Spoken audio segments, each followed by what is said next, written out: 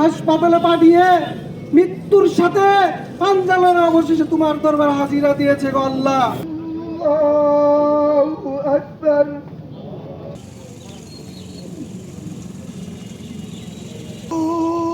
আল্লাহু আকবার। আসসালামু আলাইকুম ওয়া রাহমাতুল্লাহ।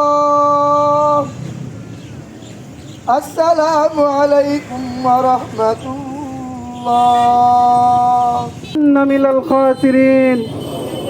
ربنا آتنا في الدنيا حسنة وفي الآخرة حسنة وقنا عذاب الحشر وقنا عذاب الفلسرات وقنا عذاب الميزان واغفر لي।